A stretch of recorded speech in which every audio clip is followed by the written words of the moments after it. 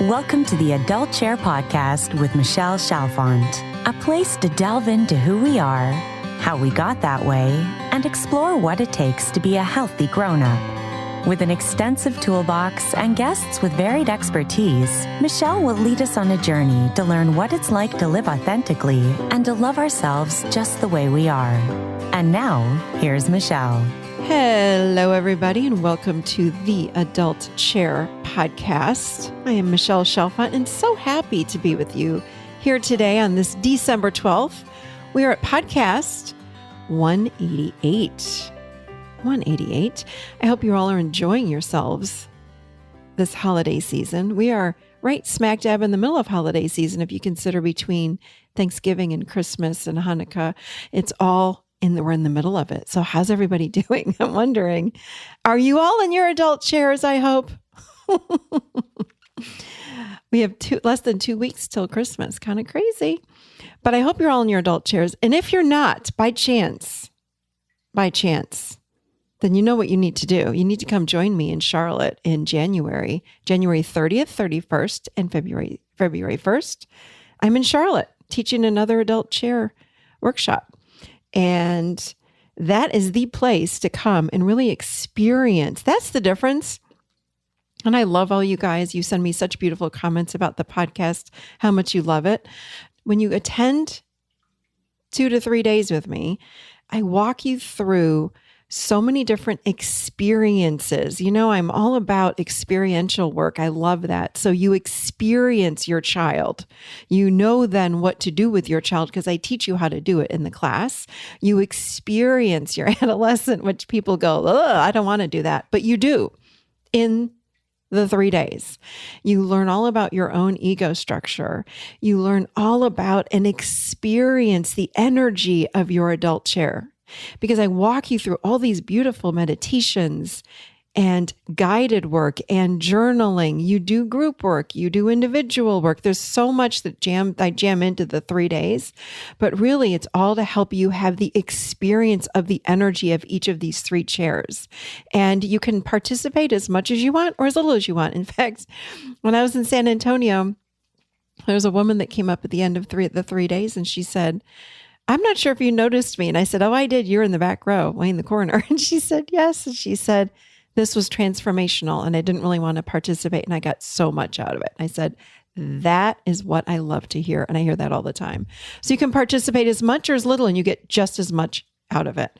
So if you're thinking about it, come join us. Check it out at theadultchair.com/events and you can learn more about it there and sign up.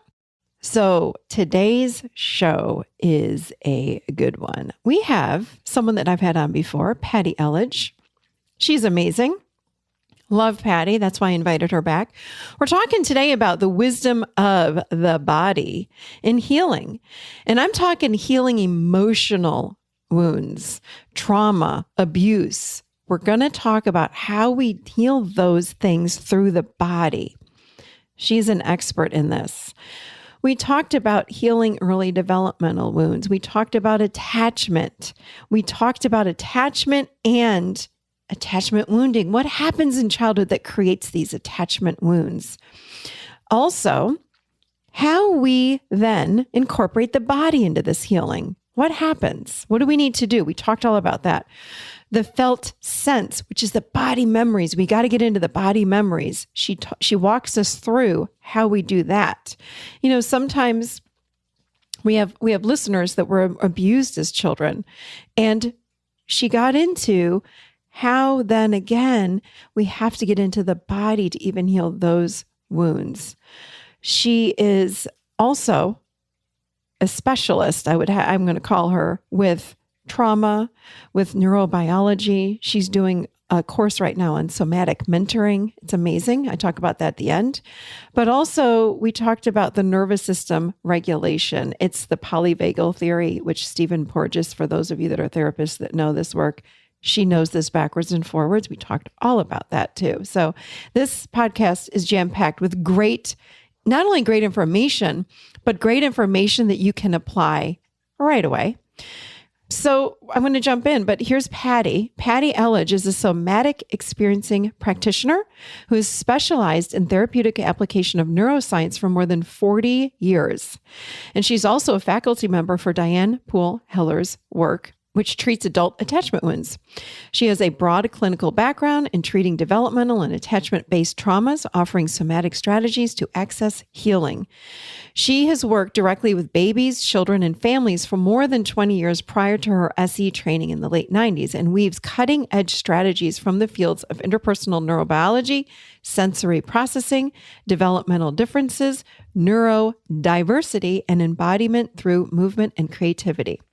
Patti has studied with and assisted professional trainings with, for those of you that know trauma, Dr. Peter Levine, also Diane Poole Heller, Raja Selvman, and for many years, she has benefited from deep personal work along the way.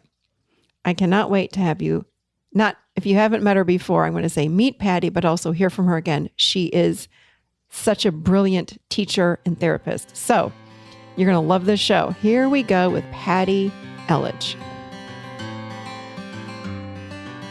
All right. So Patti Elledge, we're so happy to have you on here again. Is this your second or third time? It's my second time, Michelle. We love you. Thank you for being here today on the Adult Chair podcast. Thank you for being who you are and doing what you do in the world, Michelle. Thank you. And I could say the same about you. Oh, You're an amazing therapist and teacher to so many of us, including myself. Patti, we're talking about the wisdom of the body and healing. You're masterful with this. You've actually worked with me on this, and I had to have you on, of course, again. So what is your orientation to healing early developmental wounds? Let's just jump right in with this. What is your orientation? Yeah. When you think about early developmental wounds, what exactly, what's your take on this? What's your orientation? Well, Michelle, I used to work with children, toddlers, babies, infants, families for 20 years. And I saw everything that happened on the floor at that very early level, oftentimes pre-verbal, very frequently pre-verbal. It are the families I was working with, precognitive, pre-verbal. And so we know that things happened, that things were happening and going on a lot relationally. There were things going on between mom and dad. There were things for mom and mom, dad and dad, whoever the parents were.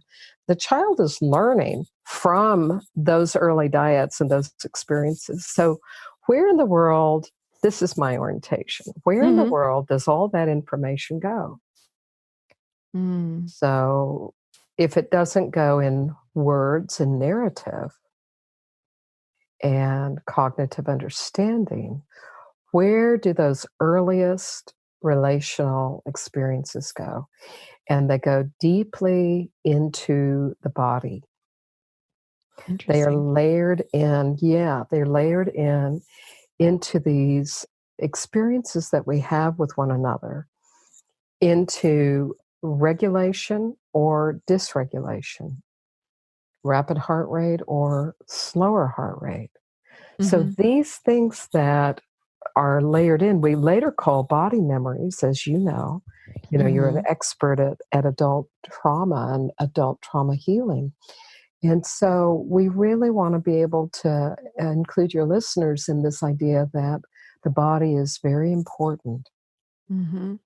And when we're healing, we want to have avenues to access the body, avenues to access the states that we had been in earlier, but with the adult perspective. That's my orientation, How do we do that with the adult perspective when you say that? So what is it? Can you break that down? Like, what does that look like? Or what would that be like? Yeah. For your listeners, how often do we get triggered and we can feel, the adult chair, we feel ourselves sliding into a younger state. But I don't think everybody notices that. Exactly.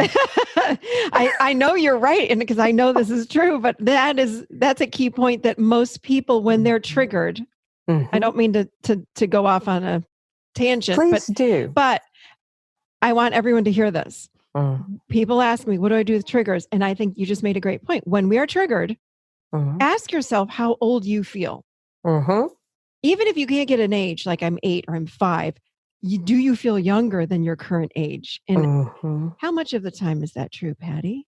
I Is know, it it's a 100% question, of the right? time? It's like, I mean, there are times when someone just makes us mad, but when we're truly triggered, we're going back to an early childhood wound that's being, or a belief in that shadow that's rising up. So sorry, I digressed. Sorry, everybody. No, this is like perfect. This is what we're talking about for the It's next so important though, because I ask that 40 question minutes. with Yeah, clients all the time. Like, I wait, know. pause. And that's key. Like, how old do you feel? And they go, well, what do you mean? Well, how old do you feel? I know you're very upset at your husband, wife, child, whomever. They'll go, well, gosh, I don't know. I'm my age. No, you're not. Let's drop in. Really get into the body. Yeah. And so I agree with you. Sorry. Keep You going. know, the adult chair, the child chair, everything about what you're doing is in this domain.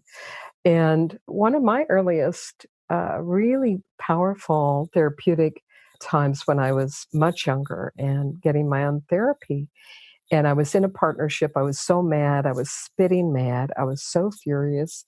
And my therapist paused me and said, how much of this anger belongs to your father versus your partner right now? Mm. And it stopped me dead in my tracks. And so I think that is another way of looking from the adult view back at how much is this flooding my experience?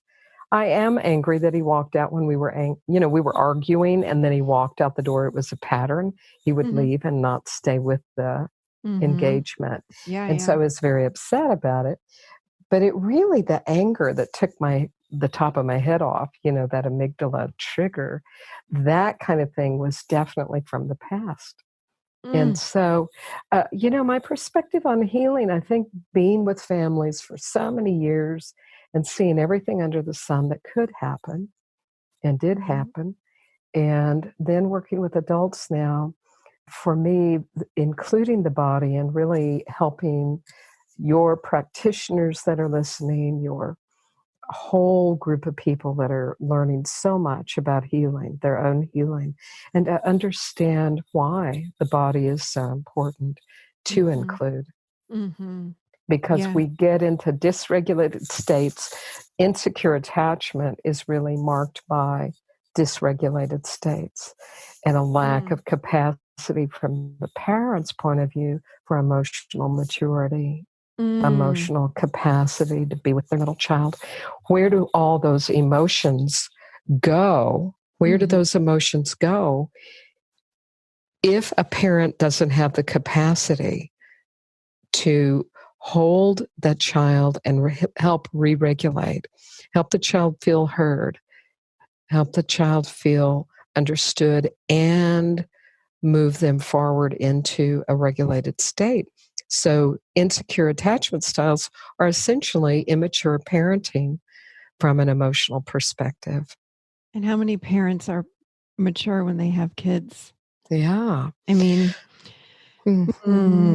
statistically, we're supposed to have something like 40% of the people in the world do embody secure attachment. You mean the parents or the children from those parents? People in general, 40%. We know that the impact of the way the world is going, that it's knocking more people off center. Yeah. Yeah. And so we're getting more triggered with one another. Definitely. I've seen that. So why do you think that is? I think there's so much happening in our world that's much greater than what we can actually digest and integrate on a daily basis. No matter where we feel or beliefs we have or what ethnic origin or perspective politically that we have, people are much more activated right now. I agree. Triggered. Yeah. I agree with you. Yeah. So when we talk about the wisdom of the body and healing, a term that comes up all the time is felt sense. Can you talk to us about what that is? Yeah, it'd be great for your listeners to understand that the word somatic also is important to help the listeners get a understanding of, that the word somatic means what arises from the body, Mm-hmm. and felt sense means that we're tracking something that's hidden from view for the most part by other people, but is our deepest experience of ourselves. So if I feel right now into my chest, I kind of, because I'm on the phone with you, I can feel kind of a growing warmth around the edges of my chest. Mm-hmm. And that's arising from the felt sense. And Got I it. can also feel like energy in my legs. That's kind of a bouncy, excited energy to be on the phone and be Mm-hmm. on the call with your listeners. Beautiful. Yeah. What about people? So often I'll ask a client or whomever, so Mhm. what's that like for you? How does that feel? What's the emotion? Mhm. And the people will say, I don't know what you mean. Mhm. Or they'll say, Mhm. I feel it in my forehead. Mhm. Right.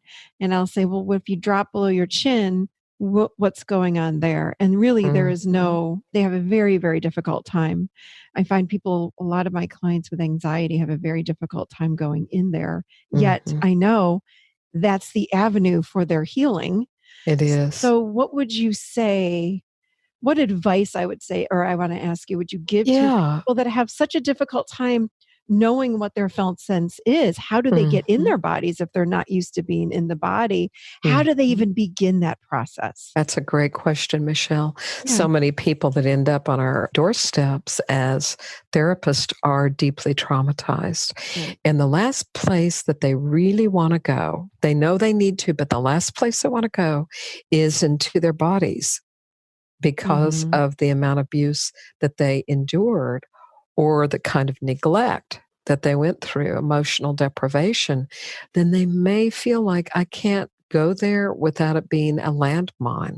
Right. You're asking me to go someplace that I cannot regulate.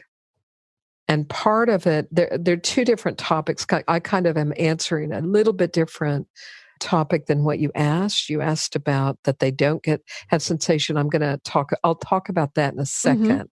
Help me remember too. But I'm writing it down. right now, the way that I say to a person is, if a person has endured so much and they are scared, that's almost the first level that they would be feeling, that they're scared. So you actually take it at that level and then break it down and say, could it be possible for you to experience only 2 molecules of that kind of fear that you're feeling?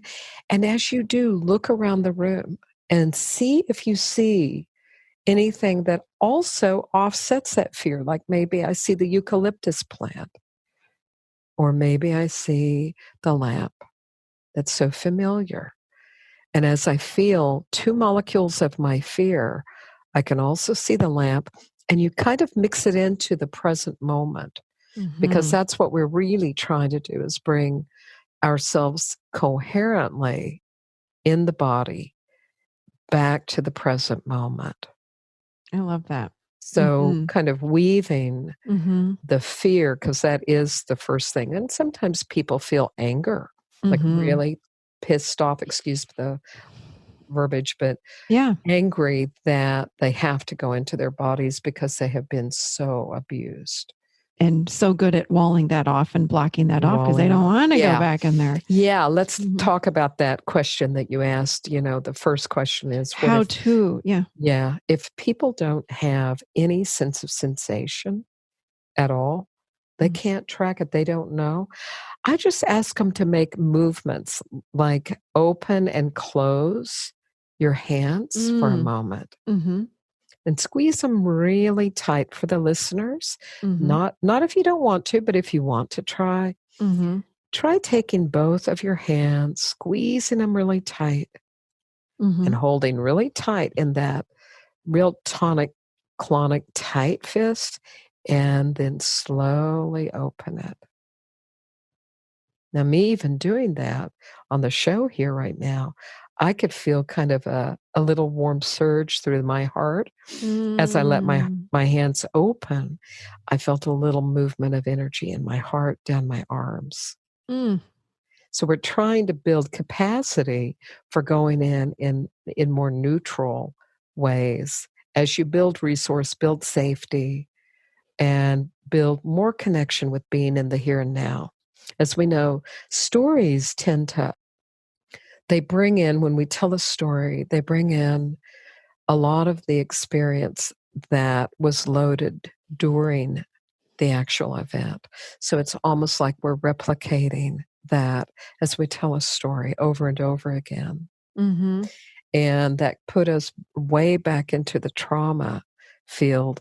And in my field, somatic experiencing, we actually say, let's pause the story and let you take only a tiny bit of it and feel that you're in the room. Mm-hmm. So you begin that parceling out of creating safety. Mm-hmm. What a lot of people think is that the healing is in the telling of the story. And of course, they need to have that sense of being understood and gotten about how horrible it was. But actually, the healing is in the nervous system and the regulation of the nervous system through fight and flight, Mm-hmm. through the energies of the excited energies, and those avenues of safety, of feeling safe now. Mm-hmm. So we move a person along in this story. All of that, when we link it into the body, it really anchors in a different way. The nervous system gets it in a really different way. And how do we anchor that into the body? You're saying when we're doing the present moment, you're mindful in the room with a little bit of the emotion. Mm-hmm. Mm-hmm. If you're a clinician or if you're a participant listening in, once you look in the room, you may feel a bigger sigh. Mm. And when that bigger breath comes in or your shoulders drop, a lot of times people they don't know what to track for. Mm-hmm. And we want to help them learn how to track the right things. So we want to track for that parasympathetic calming or that greater ventral engagement. We're going to talk a little bit more about the polyvagal system. We want to teach our clients and ourselves how to recognize states and state changes. So if a person has paused in their story, they look around the room, they take a deeper breath. That's a really great time as a therapist to say, do you feel a tiny bit better? And are you doing that to reorient them into the present? So if they're regressing into a younger age, you're bringing them back to the moment, correct? Yeah, they're looking in the room to bring them back to the moment, because we know that, honestly, when people look at the room, they may feel things in the body, but it's a little cognitive dissonance because there's no Right. horrible, offending person. Yeah. There's no horrible, soul draining parent. Mm-hmm.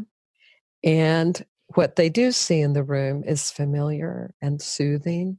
They may love the color of your wall. They may love that you're there. So we're kind of doing tiny bits to help a person feel the safer quality. Many people have never, ever identified what safety feels like in the body. And that's a huge therapeutic step, is to identify that. I have clients for sure that will say, if I open up that grief, that sadness, that anger, it's going to eat me alive. It's going to overtake me. I can't do that. And I'll say, I don't want you to do the nesty plunge in the deep end of the pool. I'm asking you to put your big toe in the water in the shallow end as you're sitting on the top step, like a little bit. A little bit of grief. A little bit of grief. And the fear is always, it's going to just, once I open that valve, it won't end. So I just want to, I want you to let everybody know if that's ever happened to you, that someone just can't turn it off. Here's a tip for the listeners too. If a person really gets flooded with sorrow and grief, which is very common, If, in fact, you experienced avoidant upbringing, avoidant attachment upbringing, which we also could call emotional deprivation, Mm-hmm. true soul and spirit neglect, right? Mm-hmm. Yeah. Individuals that experience that have a much deeper grief, Mm. actually. People with disorganized attachment have grief, of course, but they may also have a great deal of anger that Mm-hmm. needs to help. They need to get mobilized on that. But for the avoidant attachment style, and I know that your listeners have been listening to beautiful podcasts about, different attachment styles, but the avoidant, because they had to hold back their emotions and there was really no capacity for the adult. The adult was so left hemisphere centric, Mm-hmm. in other words, reasoning, rational mind, doing, not being. Doing is better, getting A's and being the top football player or all of that, that the deepest grief for them is yet to be felt. And so I think it's very healing, Mm. extremely healing. I know that I worked with one woman with an avoidant attachment style for a number of years, and at first she didn't have any sensation in her body much at all, except migraine and vulvodynia, but pain. And Mm-hmm. when her heart opened and when she began to process grief and then began to include me in the room, that was a giant turning point for her. But she cried for a year Mm. with me, not at home necessarily, But with you, because but it was with this, you were me. the safe place for her to do that. Yeah, she had never had anyone and feel into that, the difference of having a person with emotional presence Mm-hmm. and capacity and attunement. Yeah. And it was like the missing piece for her to have that. It was hugely healing.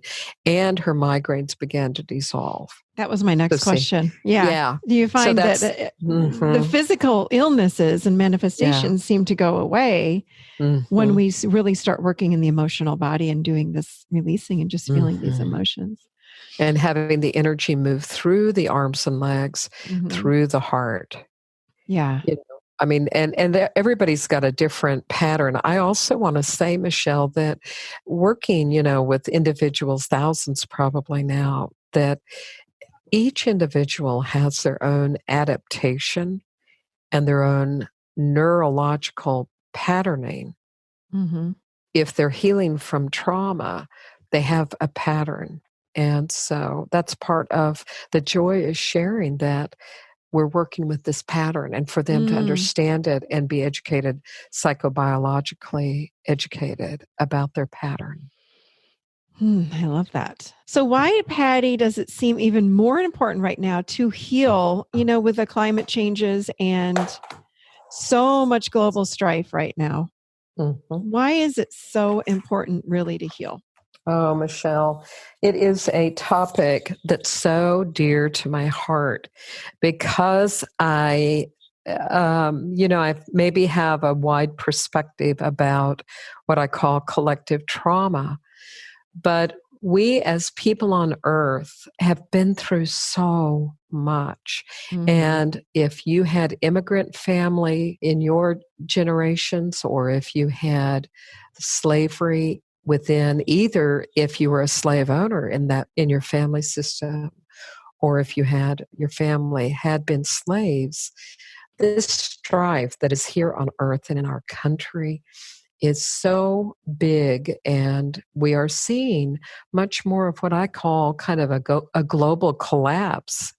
We feel it, we read about it, even if we're not big environmentalists, and yet it is permeating so much of what we're hearing and feeling in our bodies. And Mm. I really believe that, I've had many, many clients the last 6 months that were doing so well call me and need to come in regularly again. And therapists are reporting a higher level of anxiety and depression than we've ever seen. here in our country. So I think that it is helpful for your listeners to know that what they are experiencing is within them and yet also experienced globally, and that everything that they can do to heal their own trauma is really helping our world. Because we are mammal bodies, we actually feel one another. Even, and I know that we've all experienced, thinking of somebody and then you get a call from them or an email. Yeah, we are much more connected because of mirror neurons and the way that we are built. We actually, because of our mammal bodies, actually do better together and we regulate better. We actually evolved to regulate in tribes or in clans, just like herds of elk or herds of buffalo. They move together as a group, as a herd. And so I think bringing that information in and realizing, okay, everything I do to help myself is also not only, if you're a parent, helping your child regulate more, but also helping those people that are in our families and helping individuals that we work with, that we come in contact with regularly.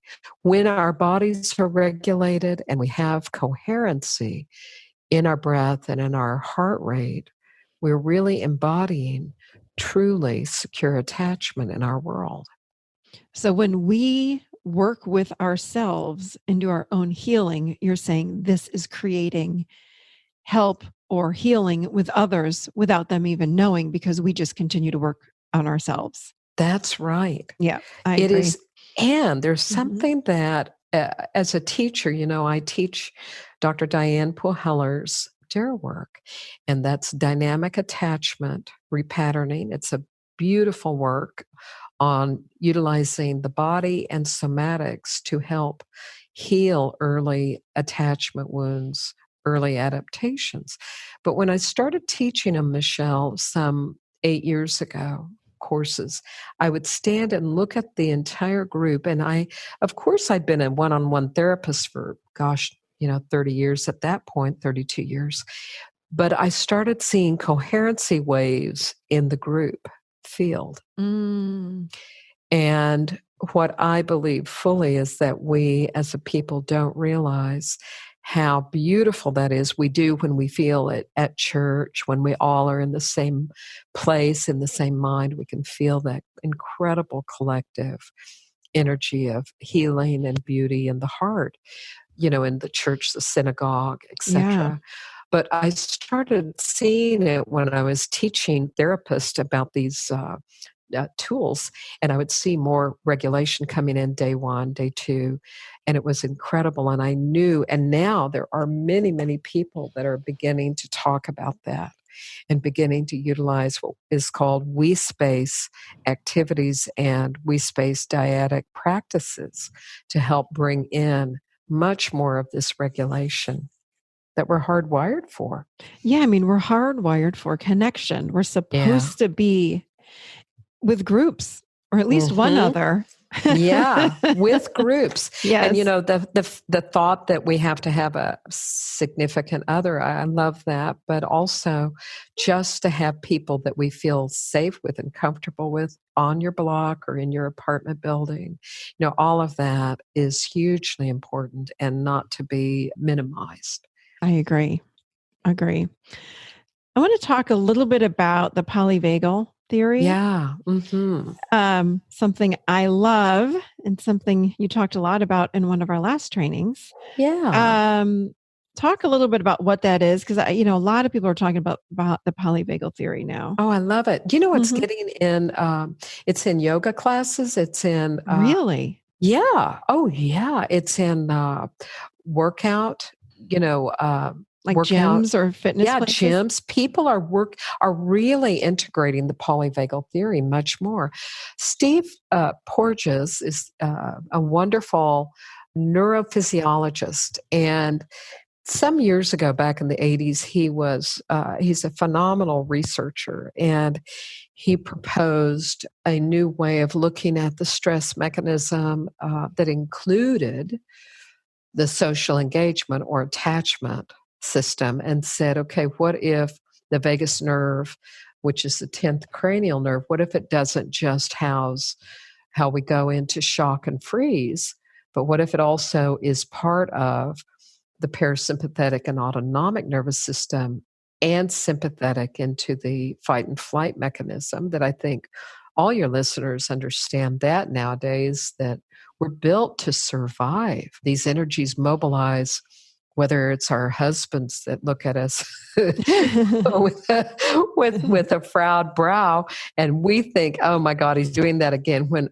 actually he just thought about his boss. It had nothing to do with us. But the system that is wired within us about watching for threat, but also Steve Porges, if the polyvagal theory, introduced this concept, beautiful concept, that it's partly the mature mammalian vagal system, which has wiring above the diaphragm in the heart and lungs, the voice, the eyes, the ears, the face. And of course, that's all the relational system. Mm. And so he teaches, and I believe Deb Dana, who's going to be on the show or has been on the show. Oh, she's going to be invited, actually. Awesome. Well, her book, Putting the Polyvagal Theory into Therapy Practice, it's much like what I do, what Diane Poole-Heller does, but what I do in my practice is I educate individuals to be able to identify, okay, am I in a too high sympathetic state where I'm feeling fear and fight or flight, and I'm hanging out there? That means our whole brains aren't working. Right. That means we're getting cut off from the juicy, yummy ventral vagal state of connectivity, creativity. So to say that in a way that if my listeners, if there's someone out there that doesn't know the polyvagal theory, to put it in a very layman's terms, if we're stressed, we cannot connect. Exactly. Right? If we're living with fight or flight or in an anxious state, we cannot connect. I love it. Right? Exactly. I want to just break it way down. It's pretty simple. So our job is to take care of ourselves and find ways to de-stress ourselves so we can connect with others. Exactly, because when we come into the heart, like right now, I'm just so appreciating your words, Michelle, and I feel this heart surge. I know, because I know my body really well. I know when I move more into ventral. Mm-hmm. So I might be slightly sympathetic as I'm talking and excited, but then as I hear your voice and we're sharing, I have more capacity now for my emotions, your emotions, and for collaborating together. Yes. Yes. So someone that is not a therapist is just listening, give them some ways, if you wouldn't mind, like one or two ways to regulate their nervous system. Awesome. Before I do that, I want to share that Porges also, in the polyvagal theory, began to also describe very strongly the dorsal shutdown state, because I want your listeners to know this horrible state that they go through, that you call it depression, you call it the blah feeling, you call it not getting out of bed. And I just want to point out, sorry, go ahead. Can't pick up the phone when your best friend's calling. You just look at their name on the phone and you go, I can't. And you veg in front of the damn TV and streaming veg. And that isn't restorative rest. We know the difference between restorative rest and dorsal shutdown. And I want all your listeners that have that horrible thing to write the word DORSAL down and say, yeah, I know exactly what that is. And that's that thing I wanted to include, Michelle. We know you're not that, but we know that it happens. We have to. I am laughing because that's where I was like a week ago. Oh my God. Tell us more. You know, Patti, I know. to talk to you. Michelle If overdid it. if we can't laugh about our We've stuff, got to. I have to laugh because it's like, whatever. What am I going to do? So everybody knows about the training. If you're not on social, then you might not know. So I'm just going to share with you. I did I love intense work. Yeah. I love my own work. I love it because I like to clean myself out. I want to live with greater balance and peace in my own life. So finding people that can help me, really do a lot of good personal work. So for those of you that do not know, and even the people that know, I went out to Oregon to do this intense week-long experiential. It was supposed to be a shadow training, but it was not a training. It was more like just a workshop. I didn't really learn how to do his technique, even though he called it a training. And he's a delightful man. I'm not judging by any means. But we just did so much intense personal work. And it was not just my own work, but it was also watching other people do their work. Sure. And we all sat in this man's living room on this picture the size of an Oriental rug. What are they? Like a 12 by 14 rug. And we're all 8 of us sitting on the floor in a circle. So people are getting in the middle of this circle, screaming, crying, writhing in pain, just calling out for their mother. I mean, and I was doing the same. Like it was so intense.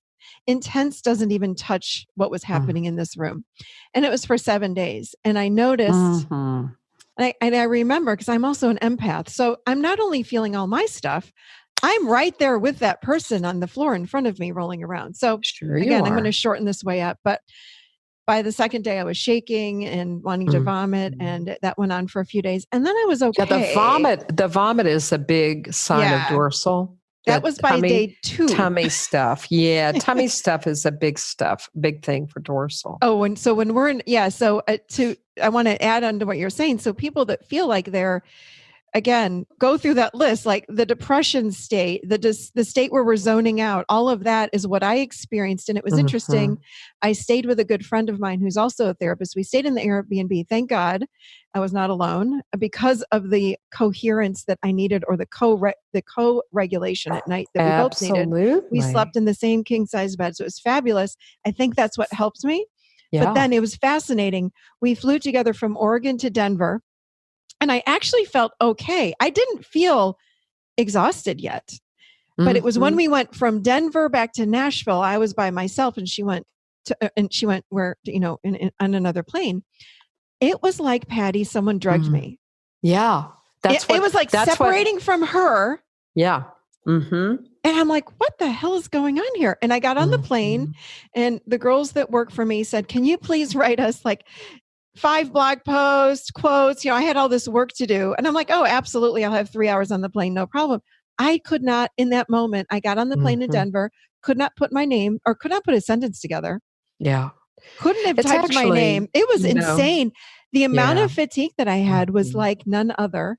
The dorsal vagal state is mediated neurochemically. In other words, our body produces endogenous opiates for shutdown, and everything goes offline. The thinking mind and the social engagement all are offline. And the reason they call it dorsal, it's the oldest part of the nervous system.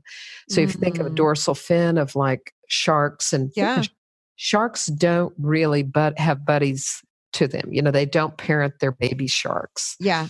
So when we enter a state of complete shutdown, you described it to the T, and I want your listeners to hear it with the deepest compassion that Michelle is so highly ventral. Michelle, you're beautifully ventral, beautifully engaged, and you have a high sympathetic tone to that of excitement and engagement.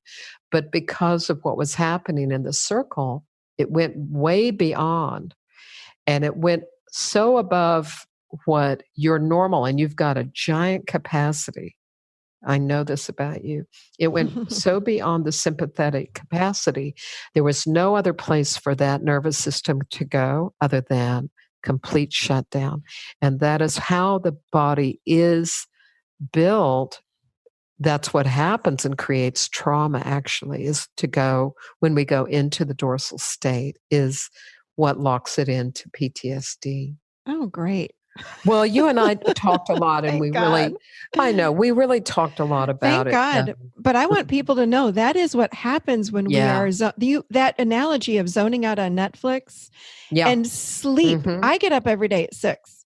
I was sleeping till 11:30, 12. Yeah.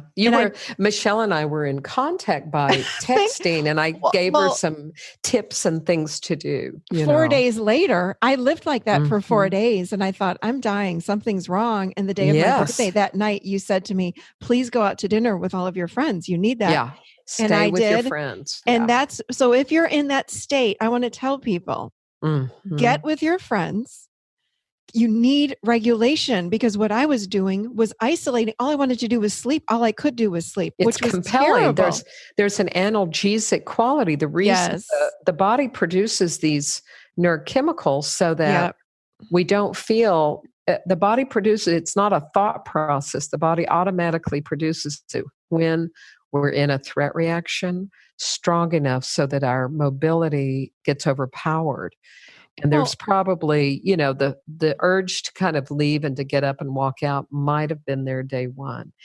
it was a few times I did have to leave the room. I Yeah, physically that left the room. I was like, this is crazy physically is good. overwhelming. And Yeah. if you had done that over and over, you might not have hit the dorsal or even said, I can't come back day 3. But, Mhm. not to disparage anybody, but we know through the lens of trauma therapy, trauma-informed therapy, we know that the old cathartic way can really dysregulate us, that the old way of abreactive therapies, and we know that it takes a finely skilled, finely attuned therapist and someone with some really good skills to be able to navigate trauma in Mhm. groups, but with modulation so that Yes. nobody is forced into that dorsal shutdown. Although, certainly at that workshop you and I were at, the DARE 3 Neurobiology of Loving Relationships in September, Michelle, there were people that just by the topic people weren't doing that kind of work in the training, but people were going into states of dorsal shutdown because once a child learns that that's the only way to deal with what's going on, it becomes fairly intractable and a much stronger pull. It Yeah. takes a lot to go into dorsal, but it takes even more to come out.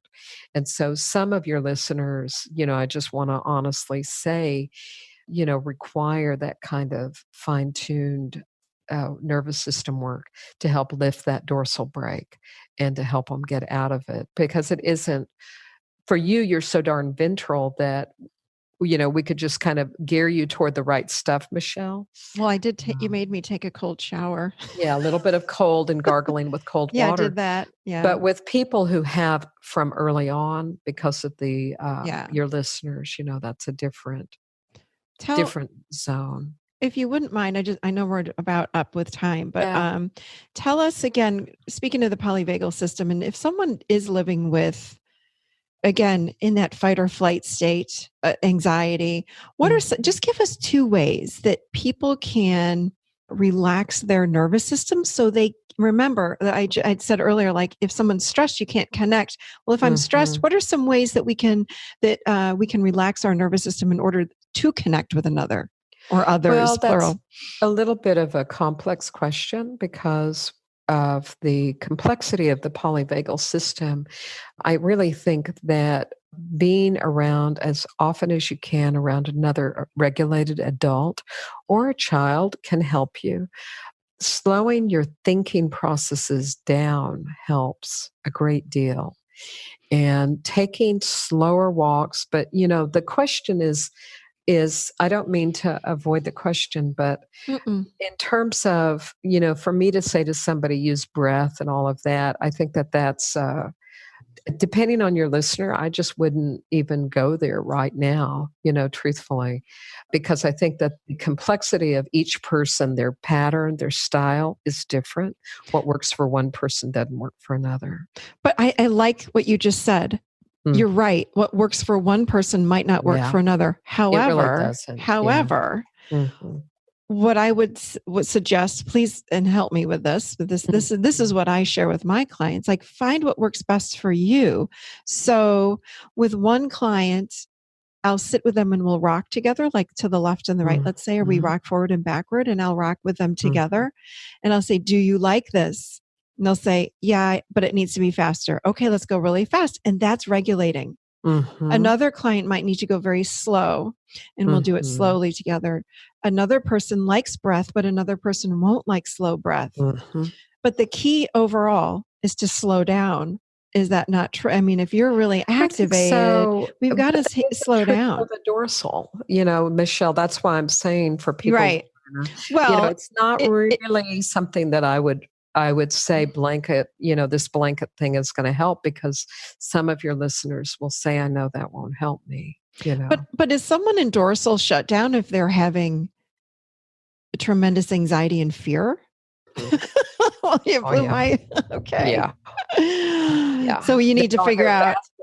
They're vacillating between high states of fear and anger, and then probably going back into, but without mobilization.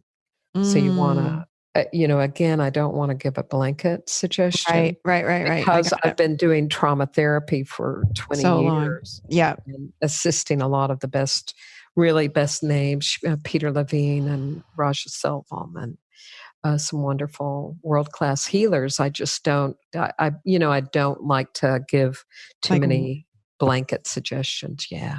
Got it. Okay. Yeah. Well, this is a good place now to ask you. Yeah. Where can people find you? Well, I want to talk a little bit, about my new project, which I've got a web page. On the web page, my new project, because of what's happening in our world, and because I've been a private therapist and teach small groups of therapists how to do the work, but I feel like our world needs more information about the body and how to work with it. So I am actually, if it's okay to talk about it, Michelle. Yeah, please. I've created an online 3-month mentoring program for therapists that will start January 12th. And I'm real excited about it. It's going to be teaching therapists who don't know much about the body, how to work with the body, how to work with themselves, and a lot about the Polyvagal system and all of the beautiful things that I know about with somatic experiencing and working with attachment, healing attachment wounds in adults. So the website is www.somaticmentoring.com. And I'll have that in the show notes, of course. Thank you. Yeah. And exciting because, I just spoke with some social workers last weekend at their conference, and it was just so beautiful. There was a large group, and only 2 out of 48 or 50 people even knew anything about neurobiology, and they got a lot out of it. Yeah. And so really knowing that it's time, because of where we are on earth, it's really time to help the therapist know how to work with it. I agree. We really have to up our game here and learn this. And you're such a phenomenal teacher. I'm going to try not to, I'm holding my applause that you have a website and you're offering this. Oh, thank you, Michelle. I might do cartwheels around the room when I hang up because I'm so happy. Finally. Thank you so much. Finally. I'm so happy. Yeah, you're a phenomenal teacher, and you're going to be a gift to whomever signs up for this. This is fantastic. So I highly recommend any training that you are offering. So I will put this in the show notes, somaticmentoring.com. Yeah. And gosh, Patti, anything else? Do you have anything else coming up? No, I just want to say how much I just love and adore the adult chair. And I hear people all the time talk about it. So thank you. What you offer, Michelle, is such a gift. Thank you so much. That means a lot coming from you. And for those of you that want to learn more about just attachment theory, Patti and I did a show number 111. And I know that off the top of my head because that's how much I recommend it. That's awesome. I'll put it in the show notes again. Patti's show that we did maybe a year ago or 2 years ago on just attachment and attachment wounding, and show 111. I'm making a note right now. I'll put that right in the show notes. And Patti Elledge, as always, it is just a delight to talk to you and to have you on the show. Thank you so much for being here. We really, really appreciate all your wisdom. You truly are such a wise, incredible teacher. And I'm so glad to say that you are one of my greatest teachers. So thank you. Thank you for being here. Michelle. Oh, it was a pleasure. Thank you. Well, I hope you all liked that show. I'm going to put all of the information that Patti talked about as far as the link to her somatic mentoring course, as well as the podcast that we have previously done. And also I'll put the link to don't forget, the adult chair workshop, the end of January, first day of February, as well as everything else that we talked about today. So that'll all be in the show notes at theadultchair.com. And that's about it. That's all I've got for you guys.